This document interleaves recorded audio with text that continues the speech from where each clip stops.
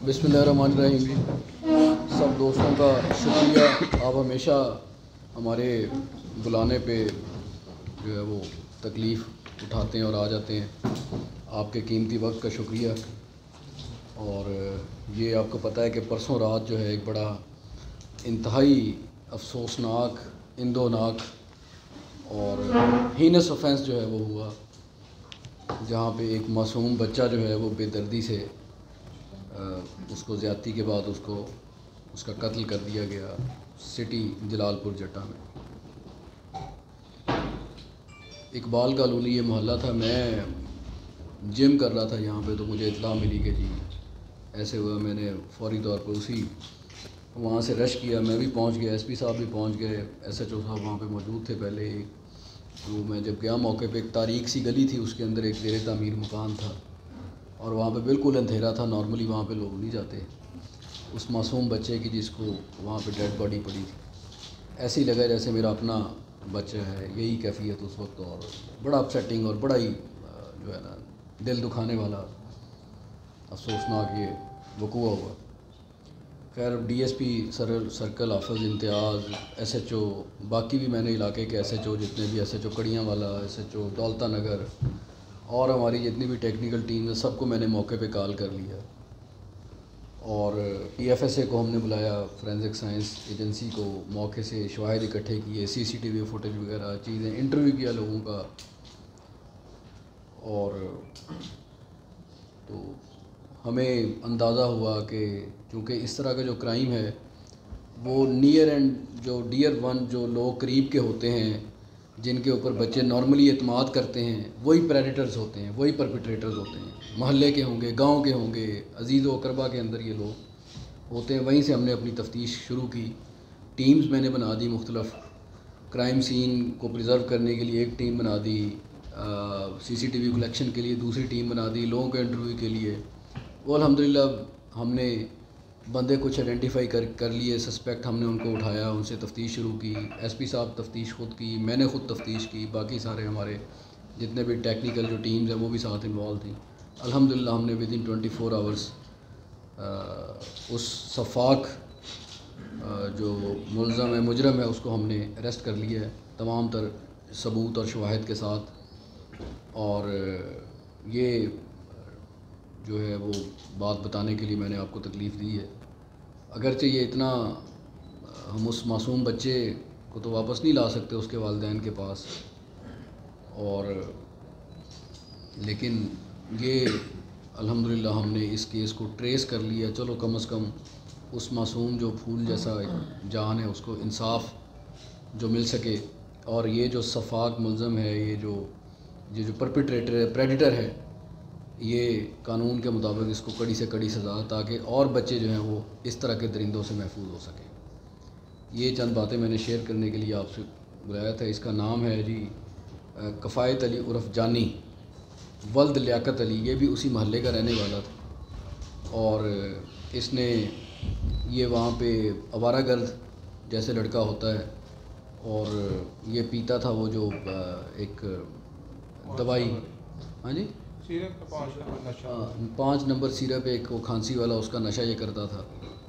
और उसने फिर सारी बातें की, वो हमने फिर क्रॉबरेट किया अपनी सर्कमस्टांशियल एविडेंसेस से और बाकी सारी चीज़ें। इस पे मैं ये एसएचओ सिटी अदनान, इसने बड़ी मेहनत की, और बाकी जो हमारे डीएसपी सदर, बाकी हमारे एसएचओ कड़ियाँ वाला शफ़क़त है, एहसान सिंधु थे, एसएचओ दौलता नगर एसपी साहब, और मैं ख़ुद, चूँकि ये मामला इस तरह का था तो ये चीज़ आपसे शेयर करनी थी कि वो जो अफसोसनाक वाक़या हुआ, जो कत्ल हुआ बेदर्दी से बच्चे को ज़्यादती के बाद, उसका हमने मुल्ज़म जो है वो पकड़ लिया है।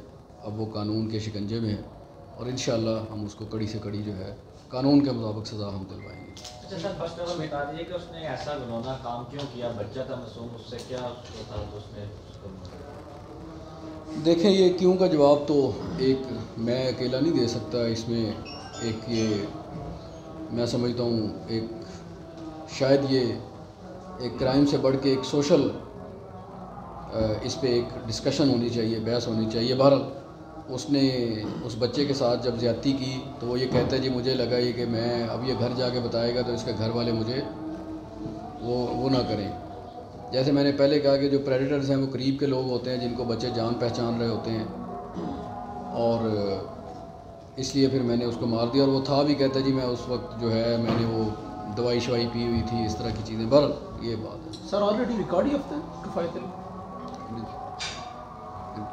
रिकॉर्ड उस तरह तो नहीं था, लेकिन ये मोहल्ले में इसका किरदार जो है वो नोटोरियस था, लोगों को पता था कि ये नशा वशा करता है, आवारा गर्द है, इस तरह। सर हामिद मीर सर, ये कोई प्लान था कि जस्ट नेचुरली हो गया है? इनका कोई जो बच्चा है इनका कोई बैकग्राउंड कोई ऐसा है, कोई इनका कोई क्राइम बैकग्राउंड हो? जी वो मैंने बताया कि देखें एज सच तो उसका कोई क्रिमिनल रिकॉर्ड नहीं था पहले इस तरह किसी ऑफेंस में, या कोई पर्चा वर्चा तो नहीं था उस पर, लेकिन ये ज़रूर था कि वो करैक्टर इस तरह का नोटोरियस था। और यही मेरी इस्तदा है, मेरी रिक्वेस्ट है आज की इस प्रेस कॉन्फ्रेंस के थ्रू माशरे के तमाम तबके और ख़ास तौर पे जो वालिदैन, मैं ख़ुद भी वालिद हूँ, हम कि हमें नज़र रखनी है अपने इर्द गिर्द इस तरह के प्रेडेटर्स के ऊपर। हम भी कोशिश कर रहे हैं, हमारी ज़िम्मेदारी है बुनियादी, इसमें कोई शक नहीं है। लेकिन इस तरह के जो लोग हैं वो पता होता है मोहल्ले में, गाँव में, तो इस पे हम सबको मिल के कोशिश करनी है ताकि मासूम जो मौसम इकबाल जैसे मासूम फूलों को इन दरिंदों के हाथों से बचाया जा सके। लास्ट मौके से फ़ायदा उठा रहा हूँ, खाने वाले इंसिडेंट के हवाले से भी थोड़ा सा शेयर कर दें। जी मैं अभी वहीं से आ रहा हूँ कि मैं और एसपी साहब दोनों गए हुए थे। आज वहाँ पे एक डिंगा प्लाज़ा है खारियाँ में, तो 112 के एक ऑफिसर हैं, उनका फ्लैट है उसके साथ, तो उन्होंने इतला दी कि जी एक बच्चा अंदर रो रहा है, लॉक है बच्चा अंदर साथ वाले फ्लैट का। पुलिस जब गई है तो फिर दरवाज़ा लॉक था अंदर से, तो ग्रिल जो है वो अलमारी की वो जो विंडो थी उसकी ग्रिल काट के बच्चे को रेस्क्यू किया। अंदर से जाके दरवाज़ा खोला तो अंदर 4 डेड बॉडीज़ पड़ी हुई थी, 4 लाशें, 2 औरतें और 2 ख़वातीन, और सॉरी मर्दों की, 2 ख़वातीन 2 मर्दों की। जैसे इत्तला मिली मैं और एसपी साहब भी हम रश किया पहुँचे हैं, तो वहाँ पे 3 लाशें इकट्ठी पड़ी हैं, एक चौथी पड़ी है, और वो पिस्टल भी और जिससे जो आला कत्ल है वो भी उनकी झोली में या लैब के अंदर पड़ा हुआ था एक बंदे की। तो उससे यही पता चल रहा है कि उसने तीनों कत्ल करने के बाद अपने आप को भी फायर कर लिया। जो हमारी इब्तदाई जो हमारी जो क्राइम सीन से हमें पता चल रहा है, अभी PFS वहाँ पे पहुँची है, तो मज़ीद जो है उसकी डिटेल जैसे सामने आएंगी, जैसे जैसे ये जो तफसीलात आएंगी वो हम आपको इंशाल्लाह इससे आगाह करेंगे। फैमिली का लगता है वो भी? जी वो उसी फ्लैट के अंदर, चूँकि दरवाज़ा भी हमने ग्रिल काट के अंदर से दरवाज़ा तोड़ा, पिस्टल भी वहीं पड़ा हुआ था, लाशों और क्राइम सीन से हमें ये अंदाज़ा हो रहा है कि मार के उसने खुदकुशी की।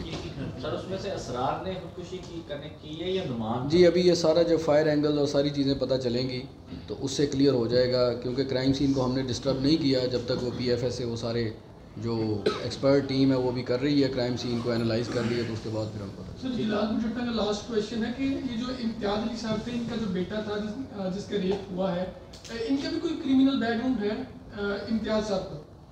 जी एक तो ये इररेलेवेंट सवाल है। पहली तो बात ये है कि ये इस मेरा नहीं ख्याल। Thank you very much sir, बहुत शुक्रिया सर, बहुत शुक्रिया। दूसरी बात ये ये तो सवाल वैसे, दूसरी बात परसों से आप बड़े डिप्रेस हैं, कल भी इंतहाई डिप्रेस हैं। दूसरी बात ये है कि आप इसके जो है इस प्रेस कॉन्फ्रेंस के तवज्जुह से मैं भी उसका एक वीडियो मैसेज भी जारी करूँगा कि ये जो वेपन की नुमाइश है इस पे ज़ीरो टॉलरेंस है गुजरात पुलिस की। जी आजकल ये शादियों का सीज़न है, मैंने देखा कि कई लोग जो है अपनी शोशा और उस चक्कर में वेपन की नुमाइश कर रहे हैं। मैं आपको बता रहा हूँ, आपके तवज्जुह से इस मैसेज को ज़रूर पहुँचाएँ कि बिल्कुल ज़ीरो टॉलरेंस है। मैंने SHO को कहा है कि जहाँ पे वेपन की नुमाइश होगी मैं उस SHO को भी उसमें चालान करूँगा। मैंने सिक्योरिटी वाले, अपनी स्पेशल ब्रांच वाले, बाकी जितने भी इदारे हैं उनके भी ज़िम्मे लगाया, तमाम शादी फंक्शंस के ऊपर जाएँ। ये बिल्कुल ज़ीरो टॉलरेंस है। ये माशरे के अंदर जो बेचैनी फैलती है कि दो एक गन्ने लेके जो फिरना और घूमना, इसकी कतई इजाज़त नहीं है। कानून के मुताबिक जिसके पास लाइसेंसी वेपन है उसकी नुमाइश की कतई इजाज़त नहीं है, वो अपना कानून के मुताबिक उसका इस्तेमाल करे अपनी हिफाजत के लिए। मैं अभी इसका हम इस पर एक इश्तिहारी मुहिम भी शुरू कर रहे हैं, बैनर्स भी हम लगा रहे हैं, और बाकी इसके अलावा आपके तवज्जुह से भी ये मैसेज हम दे रहे हैं, और बिल्कुल हम इस पर इर्रिस्पेक्टिव हम बिला इम्तियाज़ इस पर कार्रवाई करेंगे। Thank you.